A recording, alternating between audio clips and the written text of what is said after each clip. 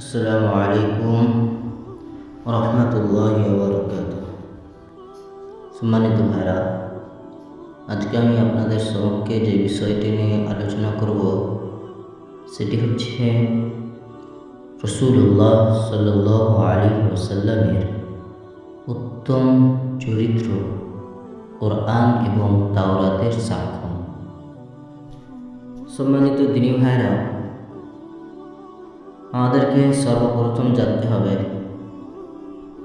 যখন আমরা আজকে আলোচনা করব রাসূলুল্লাহ সাল্লাল্লাহু আলাইহি ওয়াসাল্লামের চরিত্রের ব্যাপারে, আমাদেরকে সর্বপ্রথম আমাদের ব্রেনটে এই কথাটা রাখতে হবে যে রাসূলুল্লাহ সাল্লাল্লাহু আলাইহি ওয়াসাল্লাম হচ্ছেন আল্লাহর রাসূল এবং সমস্ত আম্বিয়া রাসূল আলাইহিস সালামদের ইমাম।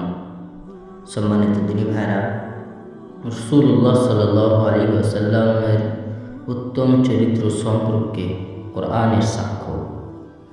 আল্লাহ তাবারক ওয়া তাআলা সূরা নূনের মধ্যে বলেছেন, নূন ওয়াল কলামি ওয়া মা ইয়াসতুরুন।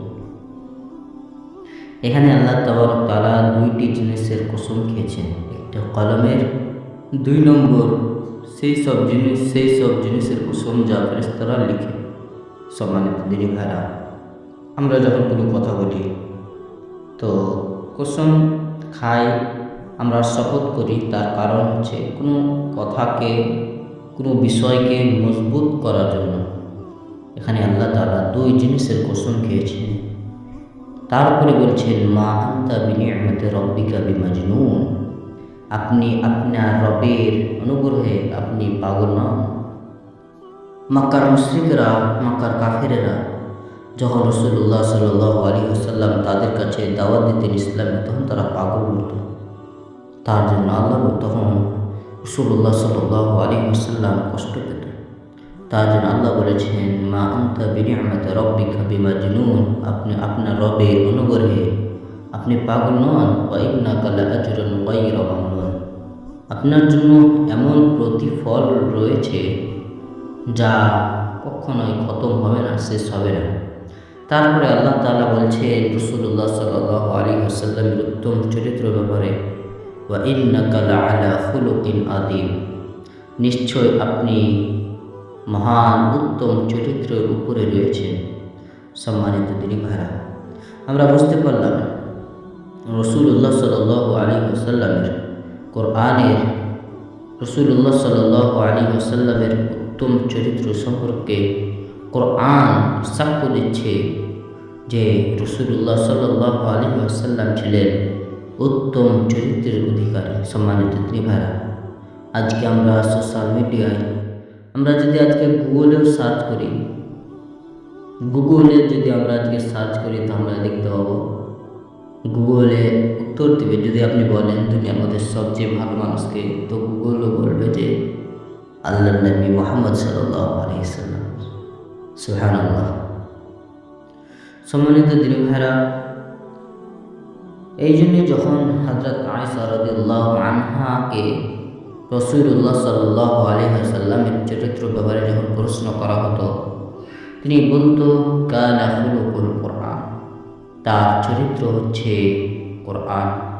অর্থাৎ তার চরিত্র, রাসূলুল্লাহ সাল্লাল্লাহু আলাইহি ওয়াসাল্লামের চরিত্র হচ্ছে কোরআন। এর মানে হচ্ছে রাসূলুল্লাহ সাল্লাল্লাহু আলাইহি ওয়াসাল্লাম কোরআনের শিক্ষা, আদেশ, নিষেধ ও আদর্শকে নিজের জীবনে পূর্ণভাবে বাস্তবায়ন করেছিলেন। তার জন্য যখন হযরত আয়েশাকে প্রশ্ন করা হতো, হযরত আয়েশা রাদিয়াল্লাহু আনহাকে রাসূলুল্লাহ সাল্লাল্লাহু আলাইহি ওয়াসাল্লামের উত্তম চরিত্রের ব্যাপারে তিনি বলতেন, কানা খুলুকুল কোরআন, তার চরিত্র ছিল কোরআনের বাস্তব রূপ। সম্মানিত দিনী ভাইরা, আমরা জানতে পারলাম রাসূলুল্লাহ সাল্লাল্লাহু আলাইহি ওয়াসাল্লামের চরিত্র কেমন ছিল। সম্মানিত দিনী ভাইরা, শুধু কোরআন সাক্ষ্য দেয়নি, বরং কোরআনের আগের যে কিতাব ছিল তাওরাত, সেই তাওরাতেও রাসূলুল্লাহ সাল্লাল্লাহু আলাইহি ওয়াসাল্লামের এই উত্তম চরিত্র ব্যাপারে বর্ণনা করা হয়েছে। আতা বিন ইয়াসার রাহিমাহুল্লাহ বর্ণনা করেন যে হযরত আতা বিন ইয়াসির তিনি বলেন, যখন আমি হযরত আব্দুল্লাহ বিন আমর বিন আস রাদিয়াল্লাহু আনহু সাথে যখন মিললাম, সাক্ষাৎ করলাম, তো আমি তাকে প্রশ্ন করলাম যে আমাকে তাওরাতে নবী করিম সাল্লাল্লাহু আলাইহি ওয়াসাল্লামের সিফাতের ব্যাপারে আমাকে বলেন, যা তাওরাতে বর্ণনা করা হয়েছে। তখন তিনি বললেন, হযরত আব্দুল্লাহ বিন আমর বিন আস, আল্লাহর কসম, তাওরাতেও রাসূলুল্লাহ সাল্লাল্লাহু আলাইহি ওয়াসাল্লামের কিছু সিফাত বর্ণনা করা হয়েছে যা কোরআন মাজিদে বর্ণনা রয়েছে। ইয়া আইয়ুহান নাবিয়্যু ইন্না আরসালনাকা শাহিদাও ওয়া মুবাশশিরাও ওয়া নাযীরা। এই সিফাত, এখানে রাসূল সাল্লাল্লাহু আলাইহি ওয়াসাল্লামের 3টি সিফাতের কথা বলা হয়েছে। এই সিফাত তাওরাতের মধ্যেও রয়েছে। আল্লাহ বলেন, ইয়া আইয়ুহান নাবিয়্যু, হে নবী, ইন্না আরসালনাকা শাহিদাও ওয়া মুবাশশিরাও ওয়া নাযীরা, নিশ্চয়ই আমি আপনাকে পাঠিয়েছি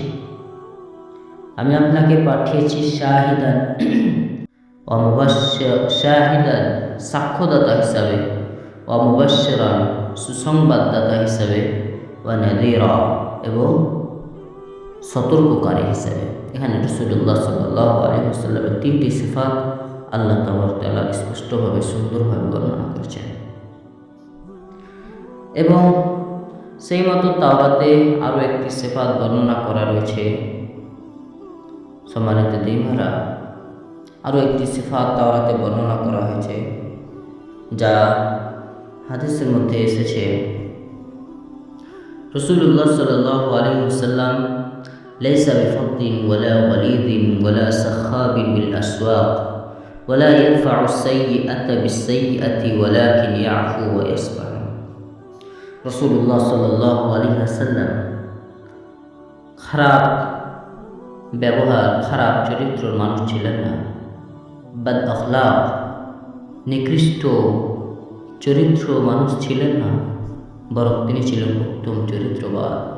ওয়ালা গলিদিন, এবং তিনি একেবারে কঠোর মেজাজের মানুষ ছিলেন না, তিনার মেজাজ ছিল নরম, কঠোর মেজাজের ছিলেন না। ওয়ালা সাখাবিন বিল আসওয়াক, এবং তিনি বাজারে উঁচু আওয়াজে কথা বলতেন না। ওয়ালা ইয়াদফা'ু আস-সাইয়্যাতা বিস-সাইয়্যাতি, এবং খারাপ জিনিসের বদলা তিনি খারাপভাবে নিতেন না। ওয়ালাকিন ইয়াফু ওয়া ইয়াসফাহু, বরং তিনি সেগুলোকে ক্ষমা করে দিতেন এবং উপেক্ষা করতেন, ক্ষমা করে দিতেন। সম্মানিত দিন ভাইরা, আমরা এই হাদিস থেকে বুঝতে পারলাম রাসূলুল্লাহ সাল্লাল্লাহু আলাইহি ওয়াসাল্লামের সিফাত, এই সিফাতটি তাওরাতে বর্ণনা হয়েছে। সম্মানিত দিন ভাইরা, আমরা বুঝতে পারলাম প্রথম সিফাত, তিনি বাদ আখলাক ছিলেন না, খারাপ আখলাক ছিলেন না, তিনি কঠোর মেজাজের লোক ছিলেন না, তিনি বাজারে উঁচু আওয়াজে কথা বলতেন না, এবং তিনি খারাপের বদলা খারাপভাবে নিতেন না, বরং সেগুলো ক্ষমা করে দিতেন। সম্মানিত দিনী ভাইরা, এই যে তাওরাত এবং কোরআনের সাক্ষ্য, অবশেষে আল্লাহ তাআলার কাছে দোয়া করব, আল্লাহ যেন আমাদেরকে রাসূলুল্লাহ সাল্লাল্লাহু আলাইহি ওয়াসাল্লামের এই সুন্দর আখলাক যেন আল্লাহ আমাদের মধ্যে দেয়। আমিন, আল্লাহুম্মা আমিন। আসসালামু আলাইকুম ওয়া রাহমাতুল্লাহ।